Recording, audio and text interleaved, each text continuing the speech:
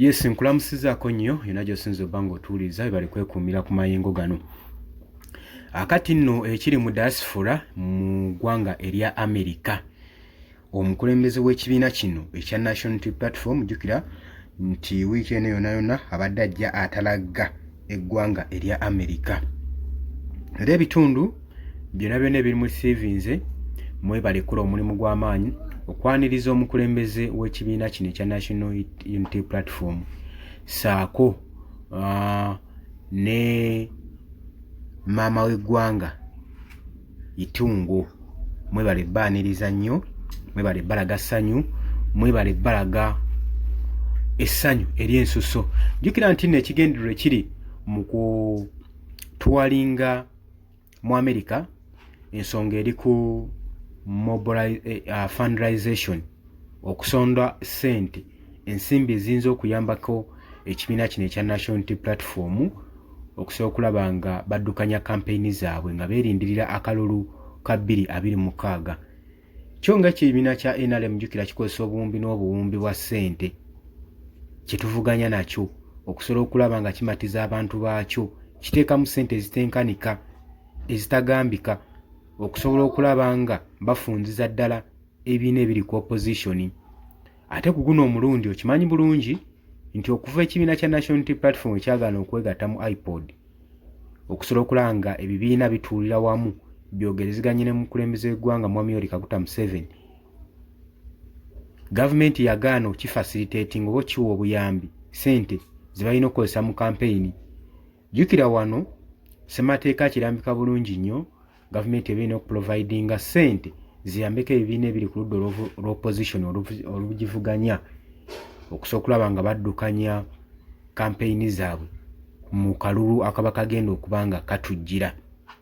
Kati ku mulundi guno Robert Kyagulanyi Ssentamu yagamba ye tagenda tuula ku mmeeza y'emu ne Mwami Yoweri Kaguta Museveni kuteesa biki, tebagenda kuteesa ng'eki bagenda gabanamu ssente. Agamba byateesa mu lwatu era byateesa wano byasobola okuteesa mu kyama era mu lwatu. Kati so tagenda tuula na muntu agenda mu maaso nakutta bantu ba nsi ye, ab'ekibiina nga bawambibwa, abamu basibibwa tebateerwanga, tebaggulwangako misango, ate atuule ku mmeeza y'emu. Robert Kyagulanyi Ssentamu kye kintu kye yagaana. Era wiiki eri ewedde abadde mu ggwanga erya South Africa era ng'omusimbi oguteebereza okuba nga gwasondebwa oba ogugasi n'ezaasondebwa wano zibalirwamu obukadde bwa Uganda 604 ze ssente ezaasonderwa, era nga ssente zikyetaagisibwa ddala nnyo. Era fundraisation mugiteekemu amaanyi mwe abatannaba kuba nga mwenyigira mu nkola eno, mugiteekemu nnyo amaanyi musobole okulaba nga muteekawo embeera ey'okukyusa eggwanga lyammwe saako n'okusapootinga ekibiina okugenda mu maaso ne kampeyini zaabwe.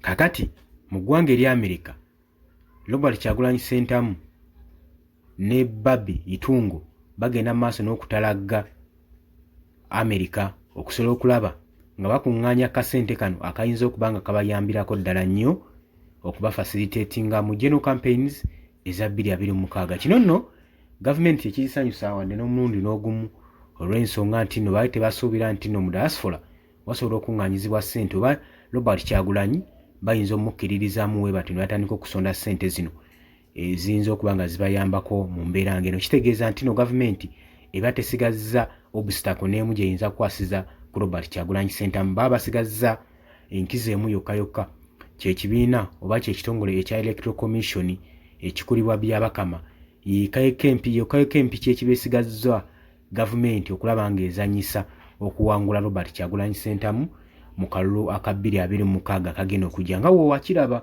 mu mwaka ogwagwo ogwa 2021 mu kalulu ako gavumenti kigambibwa nti nno yabba akalulu ne kagirema n'okubba olw'obululu obungi obwali buweereddwa Robert Kyagulanyi Ssentamu. So mu mbeera eyo olaba pressure gavumenti gy'eriko, olaba akazito Robert Kyagulanyi Ssentamu n'ekibiina kino ekya National Unity Platform akazito ke batadde ku gavumenti ya Mwami Yoweri Kaguta Museveni. Kandi ekyewuunyisa ekibiina kiweza buweza myaka 5 ekiri mu kuvuganya gavumenti gye bavuganya emaze emyaka 4 ng'eri mu buyinza gye bali mu kuvuganya nayo. kakati ndowooza reference ogiraba. Amaanyi n'essuubi leero olunaku olwaleero we bawezezza emyaka 5 kati essuubi ndowooza oba oliraba ekibiina kiba kikuwa amaanyi nga kikulaga how determined they are ku byonna ebyetaagisa okuba nga bazimba eggwanga.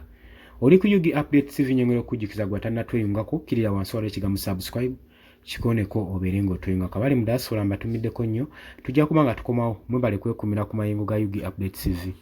Mweraba.